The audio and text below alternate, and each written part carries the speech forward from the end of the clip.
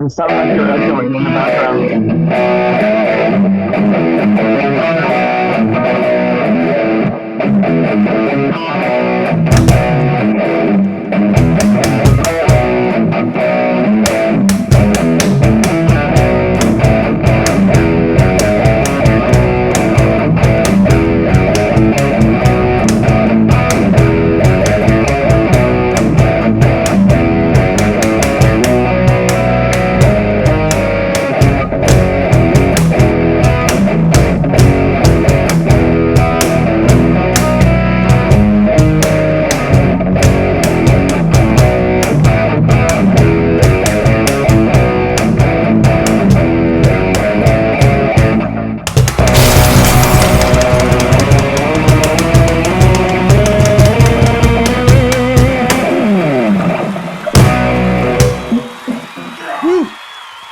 Yes.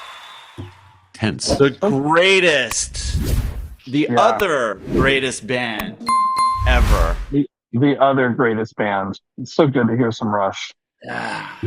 Much love for Rush. One of my favorite bands ever. Oh, yeah.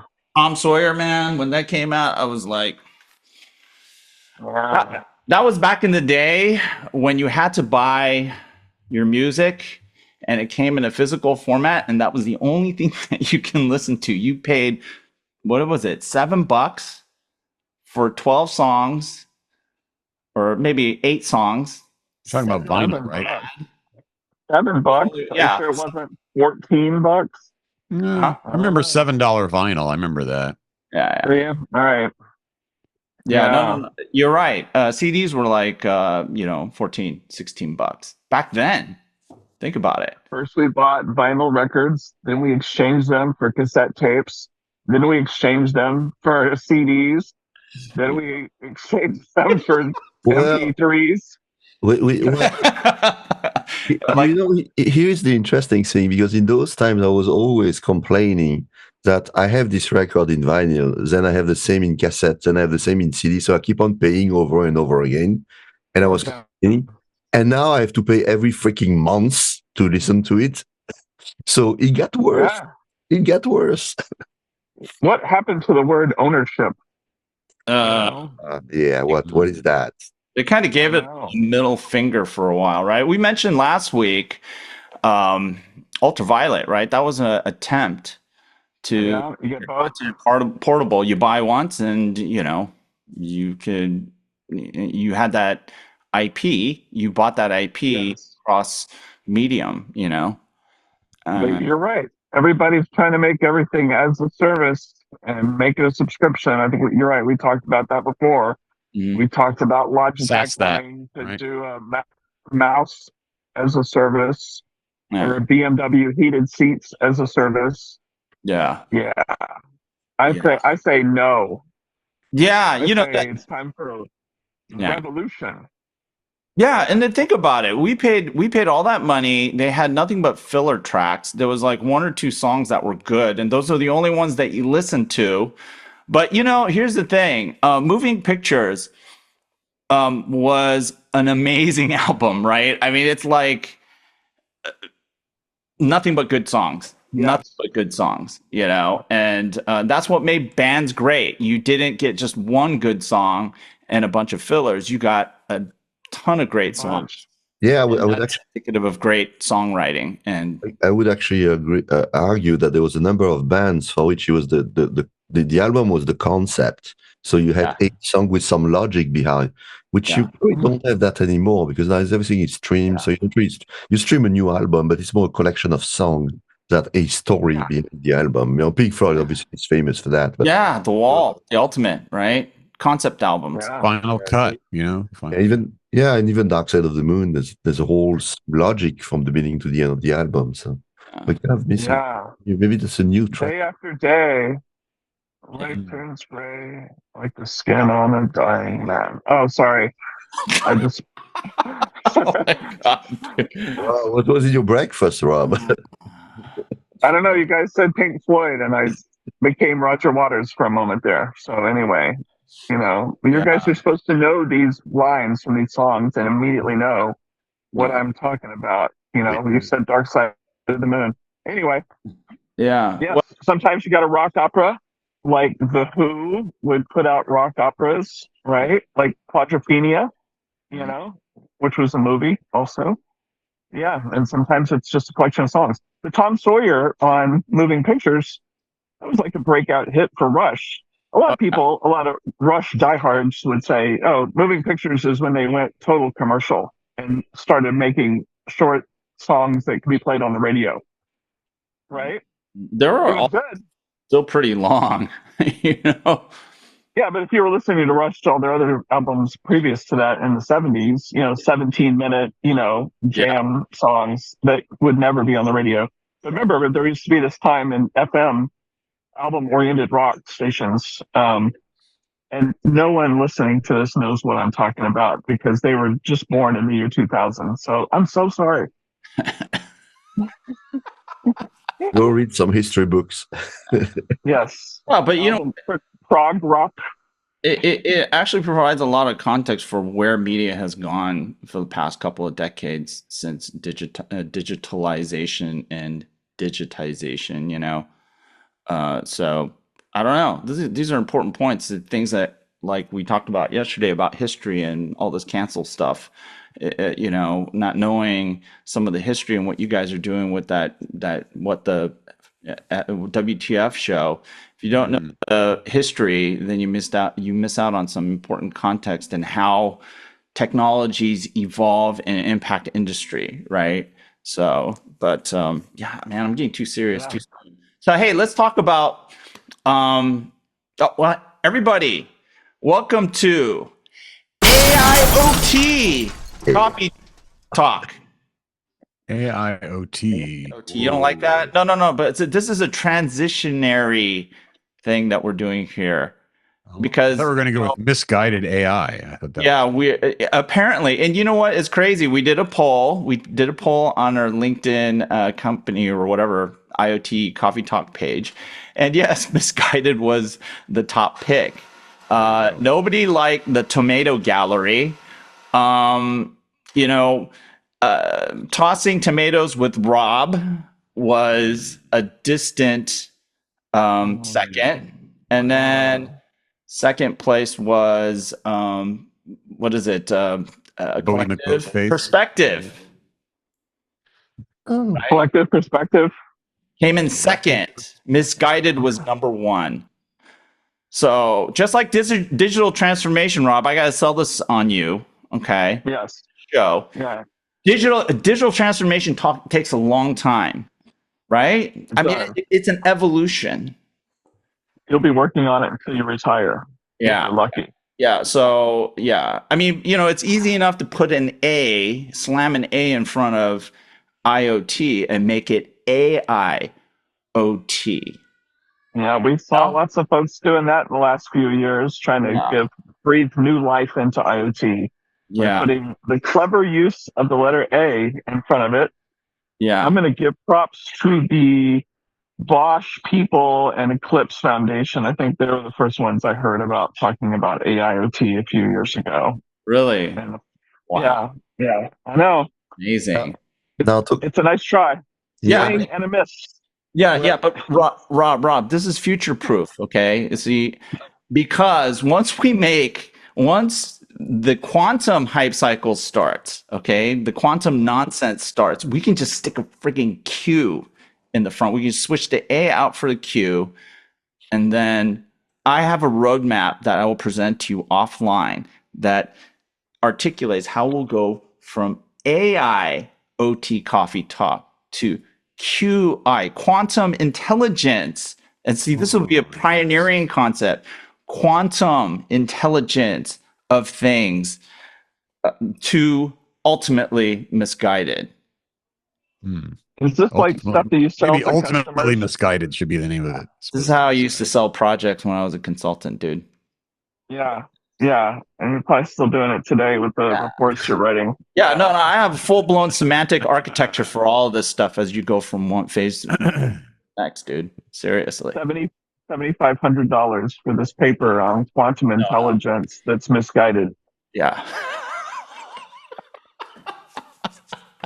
Only going to get it here, folks. Yes. And so welcome, everyone. Remember, take it seriously at your own risk. We have officially at this point, actually at the beginning of the show, you probably noticed we offloaded all the risks to you. So you take us seriously at your own risk. And as Dave Vasquez, if he was here, he would say, it doesn't mean that we're wrong, but yeah, take it. We're having fun. And make sure that you support Elevate Our Kids at www.elevateourkids.org. We're trying to bridge the digital equity divide for kids K through 12 in underserved and unserved communities. I think this is still an important thing. I think we all think it's an important thing. Hopefully you do as well. And consider making a donation. All right. And if you're not into charity, but you're into fashion, you can pick up one of these, which is an IoT Coffee Talk t-shirt. We have hoodies. You can just go to the site and pick one up. All proceeds go to the charity. And we will thank you very much. And we'll even call you out. Okay. We'll say, this company believes in bridging the digital divide. And so, any of those seed money companies out there. Those are a lot of good bullet points to listen to the show. Yeah. If you can't guilt them into listening by, the charity part, then you can bribe them by saying, we're going to give you a shout out. We're going to give you some free marketing.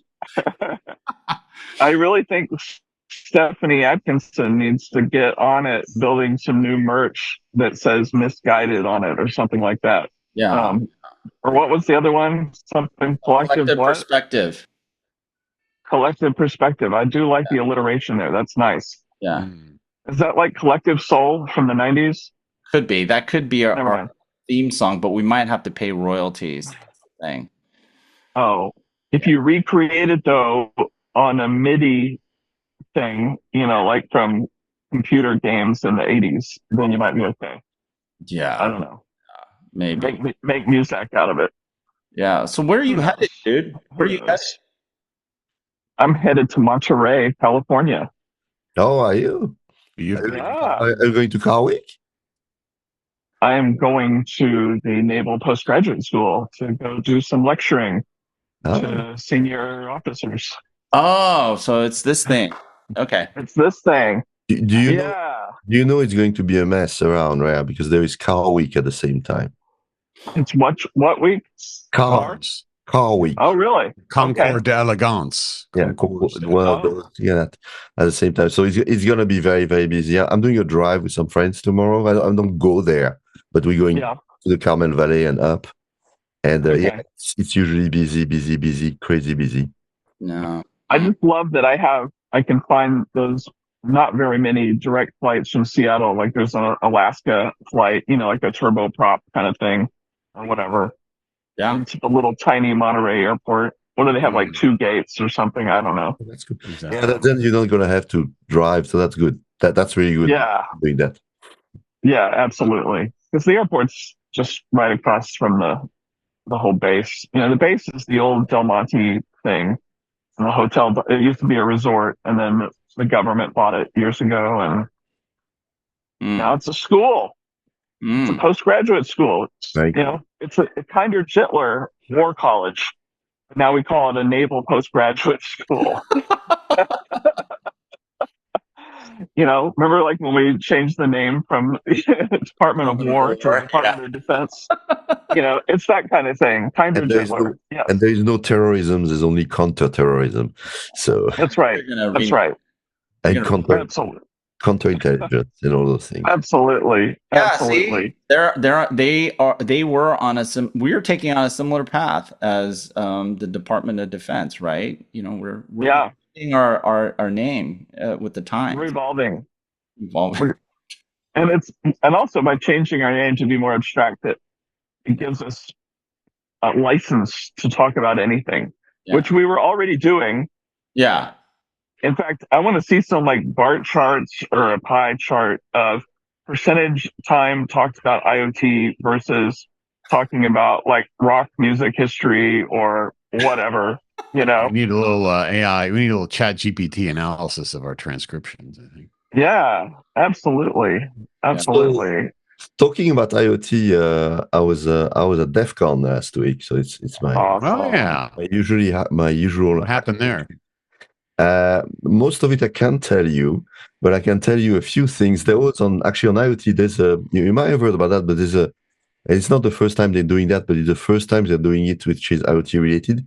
Is DARPA is running a competition to build cyber reasoning system to protect the infrastructure.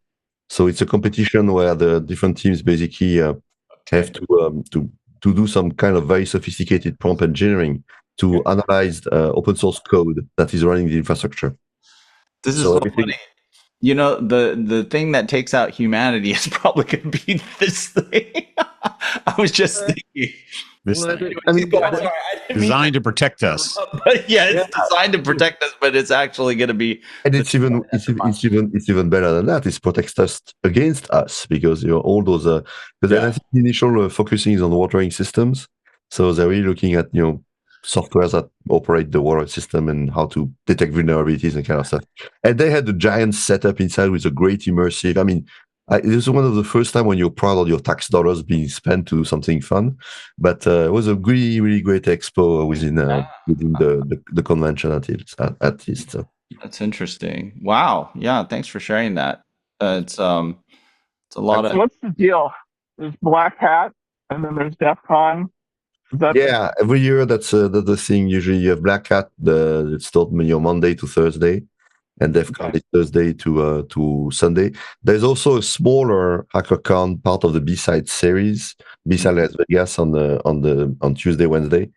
So I don't go to Black Hat myself. It's Black Hat RSA. These are commercial conferences, so you go there for work. You go there for work, or if you for your professional network. But if you vacation, which is my case, you don't go to this one. So. Okay, that's pretty cool. What's up, Bill? So it was worth your while, huh?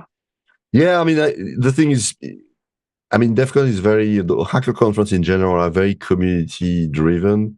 There's a lot of different topics, villages, things, and also usually you have your tribe.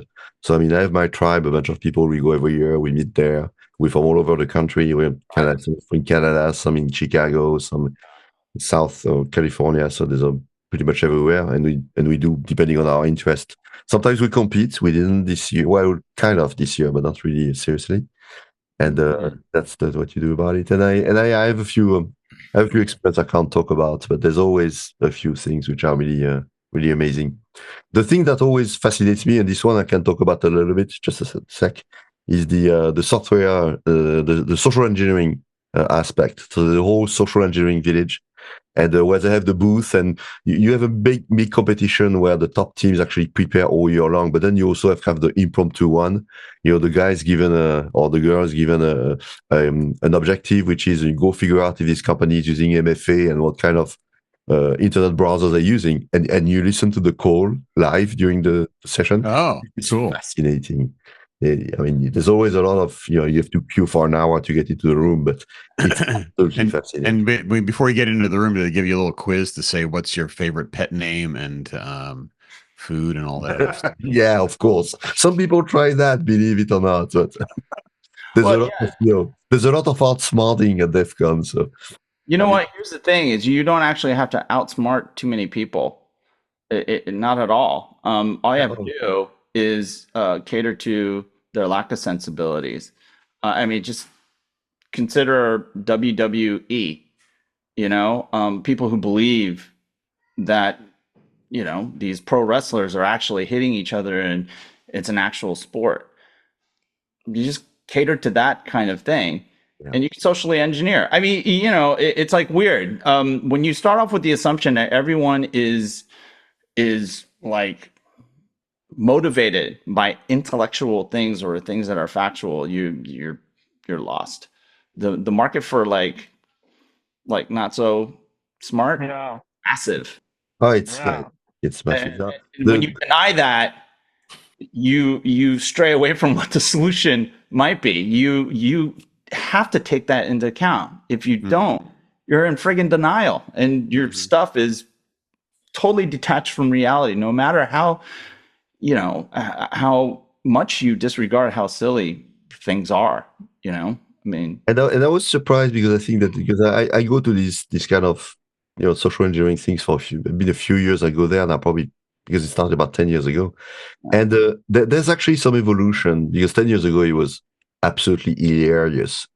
Anybody who got called got fooled and gave up information. This year it was a little, and even last year was a little tougher. For example, I won't name the company, but there's a company the guy was calling, because one of the usual pretexts is I'm for corporate and I'm calling you to do an audit or a survey, and you start pumping for information. But the guy say, oh, what is the corporate password? So this company, which is a retailer chain, has actually put in place a corporate password. So when somebody calls the shop, say, hey, I'm from corporate, you have to give the secret word. Oh, I see. For the phone call, yeah. The kind of authentication element. Right. So you started to see things like that, and you started to see reflexes, like people say, oh, I can't talk about that, let me transfer to a supervisor, and usually the supervisor is much more inquisitive. So it is getting better overall in the world, but it's still fool people. Interesting. Totally, definitely. So it's a very interesting space. Yeah. I saw some comments there about it. Maybe it was from Weston, but it was David Weston from Microsoft was saying, like, encrypted firmware is actually now working against some of the security policies, because you can't do a lot of monitoring of changes if all the firmware is encrypted. So that was an interesting sort of like counterintuitive perspective there. It's like, you can't do a lot of monitoring of stuff if everything's encrypted, but then at the same time, I don't know. We keep going back to Battlestar Galactica. Like Baltar giving away the nuclear codes or whatever, the defense codes to a sexy Cylon. That's what you got to do. That's what you got to do. Well, you need to have an AI agent on the phone with you that intercepts the phone calls, and then if someone says, "Hey, what's your password?" or whatever, it sort of comes in and like blocks your thing. Beep, Yeah. The other absolutely. The last thing maybe I would like to mention about DEF CON, which is pretty close to my heart, because you guys know I did a talk in Finland earlier at a hacker conference this year, and my pitch has always been the hacker community needs to be much more involved at the political and policy level. And this is starting to happen. I mean, it started a few years ago, but you have actually policymaker coming to DEF CON. There's an initiative that was launched as a way to motivate hackers to basically go in politics, because there's so little knowledge of the techniques and technologies behind in our governments. I'll tell you right now, you guys only know a fraction of what I actually do.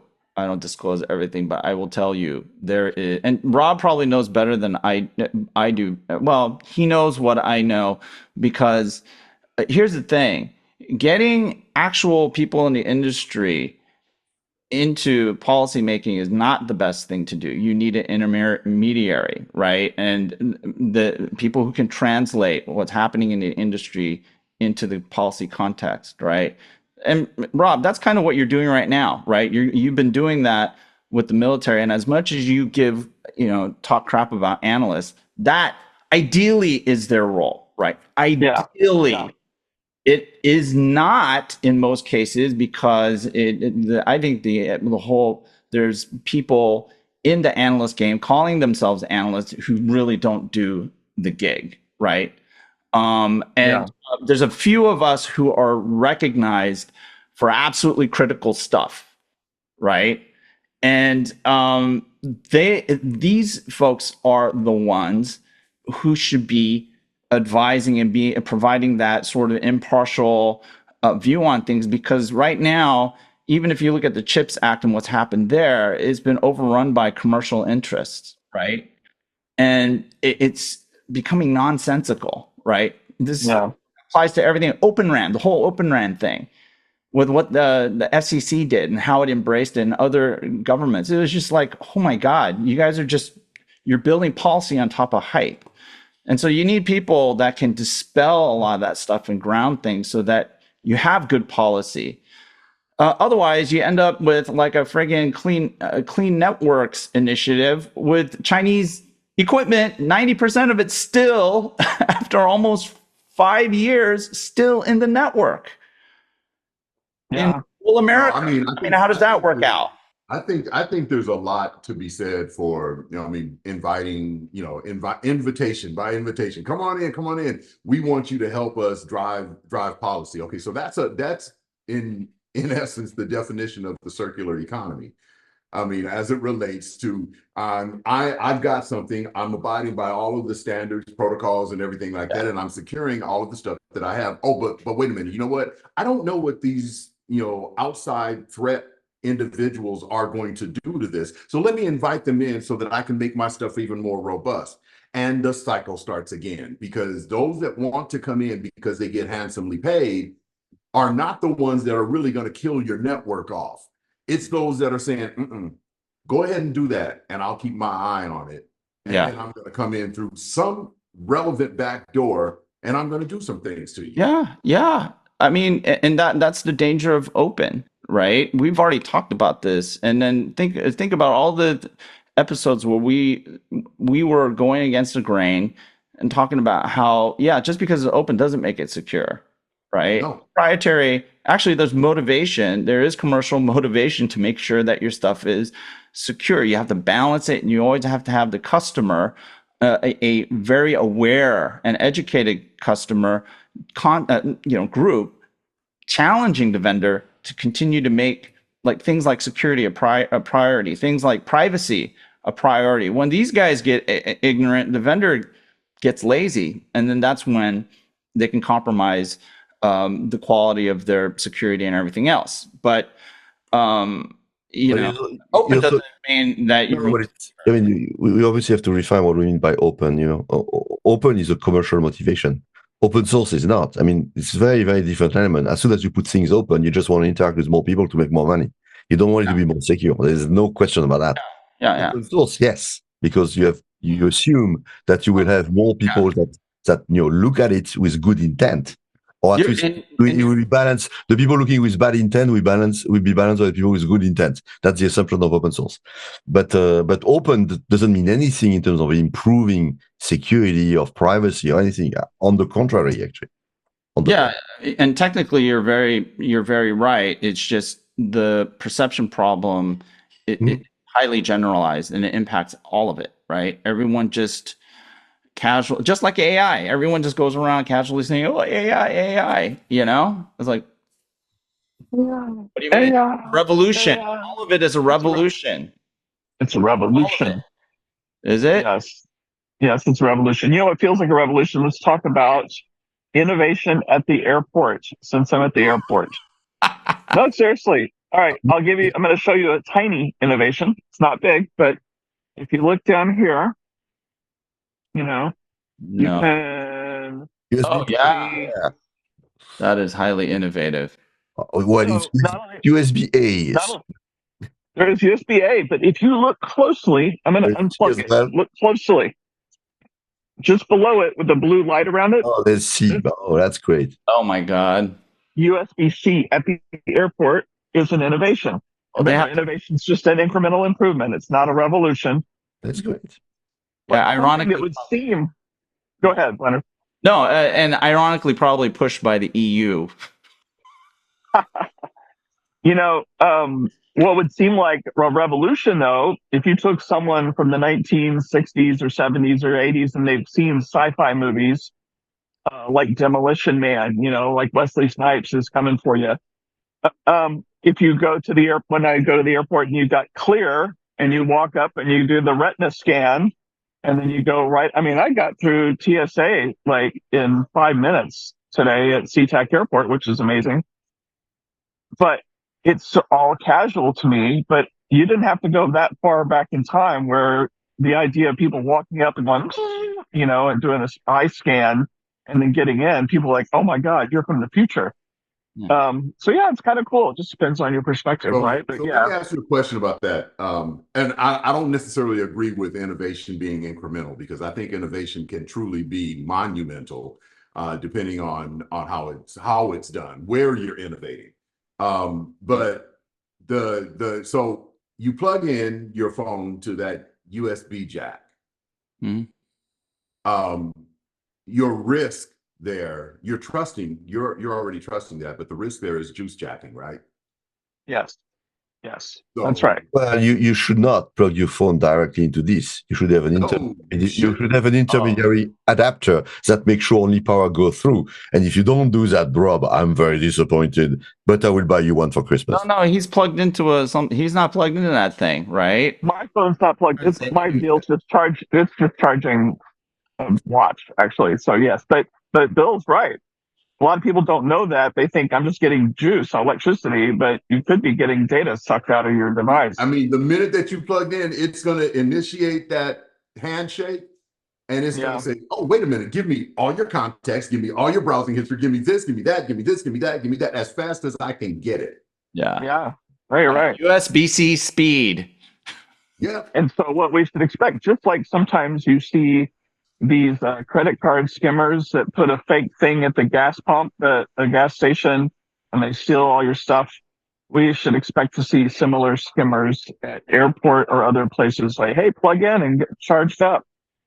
Why not? I would totally expect to see that. And the average person will be totally fooled by it. And what's the next one? What's the next one? Well, after that, Bluetooth broadcast. Oh, yeah. Bluetooth broadcast your MAC address pretty much everywhere. So not even the next thing. That's shopping mall are starting to capture that to check when you come back to their shops. So yes, yeah, that's right. Well, the other so there's, and people think that if you turn it off, it's not beaconing, but in actuality, it depends. It is on. It is. But the barcodes, the little what QR codes. QR codes, yeah. So I've seen this happen. Go up, you're going to an EV charging station. It just says, you're like, I don't want that app. I just want access. I just want to charge. You go over there and you barcode scan, and then it pulls up 404 error or whatever it is. You're like, oh, it's not working. It just took all your information. So you are boom. Yeah. Like, right. Yeah, it's not in all cases, but there is a risk of that. Yeah. Nobody knows this stuff, I don't think. I mean, very few people, outside of like Bill. So basically, we're just continuing our DEF CON discussion. Yeah, that's what we're doing. Yeah, airport is a great place to suck a lot of people's data out if you're an intelligence agency of a. Yeah, I mean, you think about it. You're coming, you're going. I now know where you're going. I now know. I mean, there's so much that you can get from it. You probably have them at airports. I don't see them anywhere else. And you're right. Besides the Bluetooth MAC addresses, the Wi-Fi. Your Wi-Fi is usually always on your phone, and it's always scanning. And access points capture those addresses, the MAC addresses and stuff. By even if you don't connect to the Wi-Fi, your phone is always scanning, and you can use Wi-Fi access points to track the movement of people inside a building. Which for those of you building smart city solutions, and you don't want to use proximity things to track people and coming into rooms and hallways, those Wi-Fi access points that are everywhere can do the same thing. It's a little more work, but you can infer when you see, oh, wow, I see this MAC address on the second floor in the dining room. Now I see it on the 30th floor going into the gym. Now I see, and so just like we track people with CDRs on cell towers, which that's a whole other big story from a long time ago when we found out that the government was tracking people through the cellular companies. Well, I think a lot of these innovations, actually, a lot of the innovations come out of Israel. That's why you see so many of these companies, semiconductor companies, as well as sensor companies. Surveillance is like a really important industry for them, right? Just given where they're at and stuff. And most of the big security companies and firewall companies, when you see big acquisitions of security companies, you're right, every other one comes from Israel, it seems like. Wiz, right? That one where they snubbed their nose at Google and said, "No, I think we got our own game going on here." But it's a combination of the geopolitical, obviously, environment, as well as the fact that they have like a 2.5 years military service, in which the smart people go become analysts and learn how to do the stuff in the context of security. Well, the intelligence operations, right? It's just 26. It was 1800 or what is it called? Something like that. But I mean, some of the stuff I've seen in Israel is just like, oh wow, I mean, it boggles your mind the way that they use physics and science to do some really amazing things that translate into then, because you do see a lot of these Israeli companies come to like the embedded tech conferences and even CES of all places, right? But these all become like the basis of the next generation of sensors for IoT, consumer as well as industrial IoT, right? So anyway. There you go. The kinds of things you build when you're surrounded by people who want to kill you trains your way of thinking, right? Yeah. When there's guns pointed at you from every direction, the things that are important to you are different than the things that might be important to you, if you lived in America, right? Well, the reason why I brought them up is because when I went to Israel and I landed in Tel Aviv, I thought I'd get, it was going to be an hour-long process to get vetted and all that stuff. And, man, you land and you literally just walk out. I was like, holy crap. It's like, where's the room that they take you to, basically. But it's on the way back you get the interview process. No, you don't even get that. They know everything about you already. And so, that's why I brought it up. It's probably because most, sorry. No, so it's probably because most of the life is already digitized and known by everybody. No, because a friend of mine went recently and they still the interview process for some people. So maybe if you've been before, they have records. But and then the interview process is pretty interesting actually, because they keep on asking you the same question with different individuals. So different people come to you, ask you the same question over and over again, and they regroup and check that you've been saying the same thing. So it's a very social and very social engineering inspired process.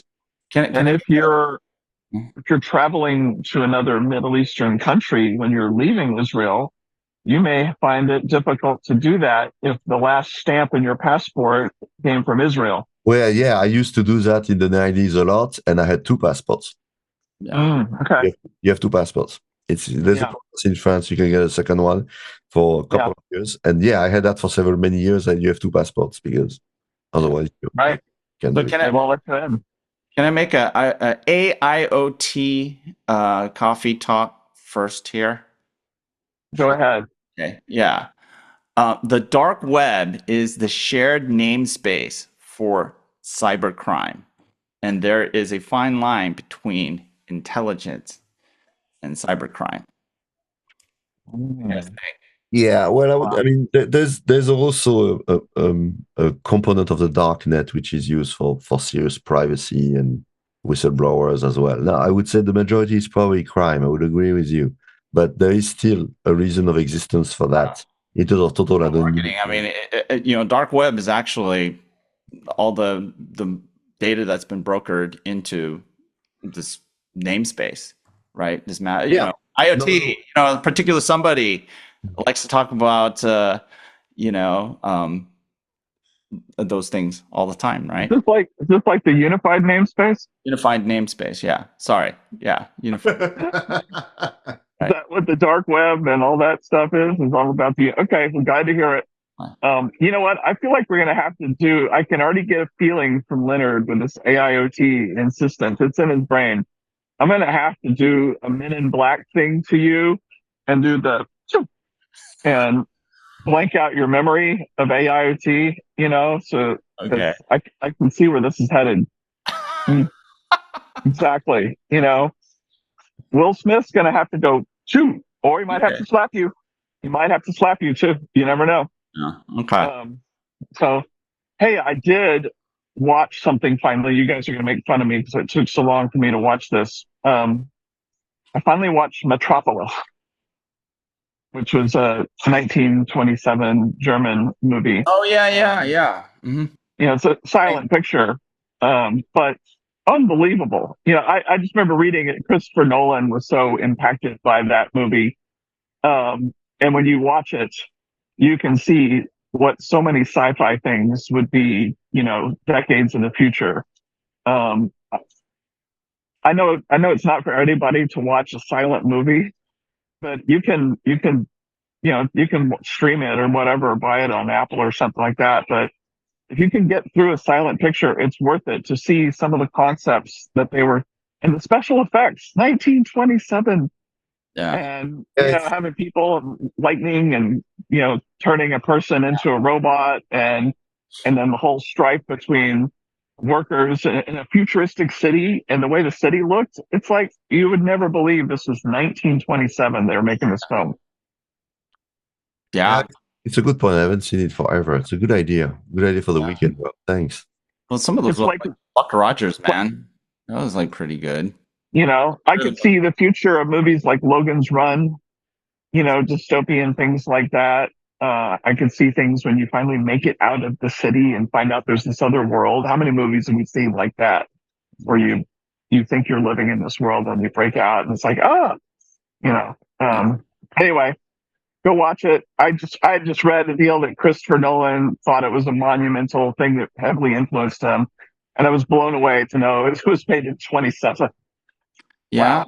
Yeah. I mean, that's futurism, right? That's like the ultimate, like Gene Roddenberry. He didn't friggin' know that any of this stuff was really going to happen, but look at all the Star Trek stuff that happened. A lot of people don't realize that Star Trek was on in the 60s. A lot of people don't realize that Stanley Kubrick's 2001 Space Odyssey was made in the 60s. Yeah. And they'd be blown away. They're like, what? Yeah. The sci-fi movie was made in the 60s? Oh my God. It still looks better than some of the CGI stuff that we have today. And 2001 is still one of the very few movies who have some respect for physics. Yeah. Right. Because there is no sound in space, you kids. I'm telling you, kids listening here, there is no sound in space. Yeah. Right. They've been lying to you with Star Trek.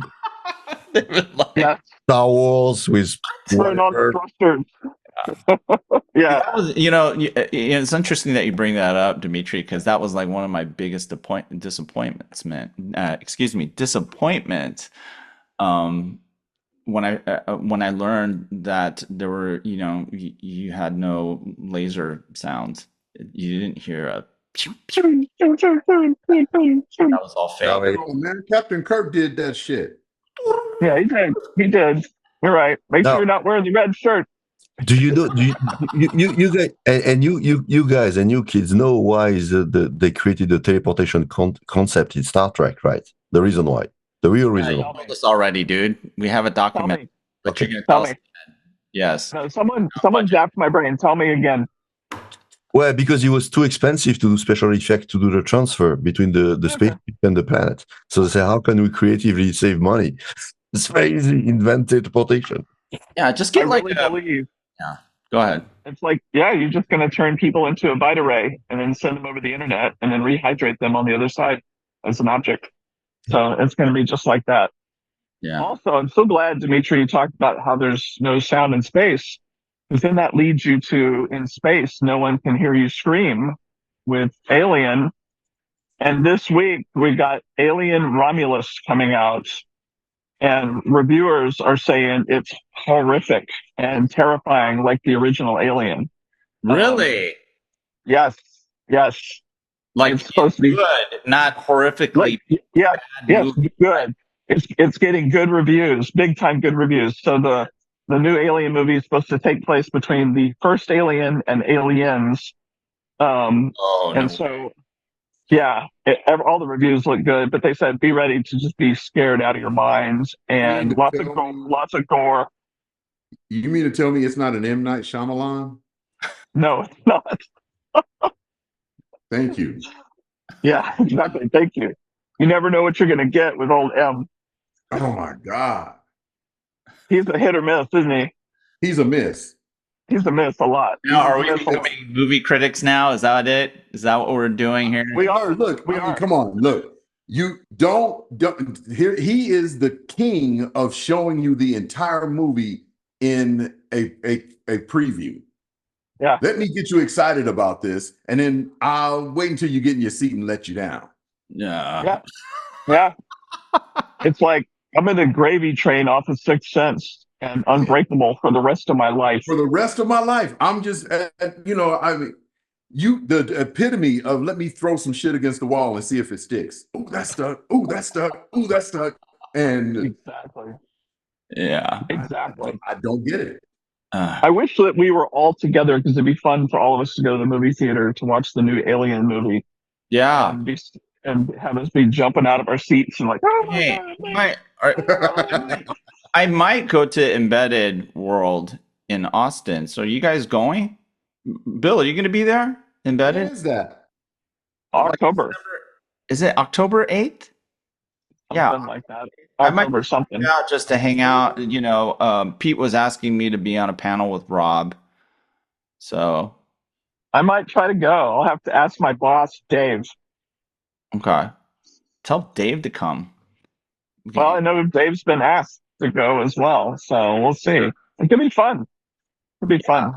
Well, you know, I mean, I was on a Red Hat call earlier, and they were talking. They're pushing a lot of their, what do you call it, microshift stuff. You know, on premise. OpenShift. No, they call it the micro cloud cluster stuff. I guess they dub it. They have some weird name for it. You're right. Red Hat has their thing. Canonical has their thing. They seem similar. One's OpenStack and one's OpenShift. And then there's the mini-me version that's called microcloud, which I got to build some of that stuff, you know, like 6 months ago, 12 months ago, which was fun. Yeah. This is new innovations of smaller clouds at the edge, right? Yeah. So that's pretty cool. I mean, geez, come on. I might have to show up to that. I was just looking to see because I'm going to be speaking at UTC. Where in San Diego? University Town Center? No. UTC is a utility technology consortium. Yeah, so it's going to be all about. It's all about you know, what are the modern things that they should be thinking about. You know, I mean, this whole electrification thing kind of has driven itself just to the end, but you're not making the upstream stuff really smart. So what should they really be doing to kind of modernize and update that? And one of my good friends that I had worked with years back was, you know, saying, look, I've been following what you're doing and what you're saying, and we need some of that over here in the utility space. So come over here and give us some thoughts. So I'll be doing that, but then I'll be back in time to come over there to at least we can go see a movie together. Yeah. There's also something very important happening at that event that concerns all of us. And it's called IoT Stars. Yeah. What? IoT Stars coming to America. It's going to be at that embedded event. Absolutely. Our good buddy Mark. I'm there. I got to support. You got to support them. Yeah. And then we got to get them on be there. Yeah. I mean, I'm just crashing everybody's party, man. I mean, since you guys will find a way to. That's what I might just do as well. I just go to Austin for the Mexican food and barbecue. Yeah. You know. That's it. Dimitri, we'll make it. There you go. Support IoT. Yeah, I have to. Everyone forgets what it is. I think I'm back to Vegas in October, but I'll double check.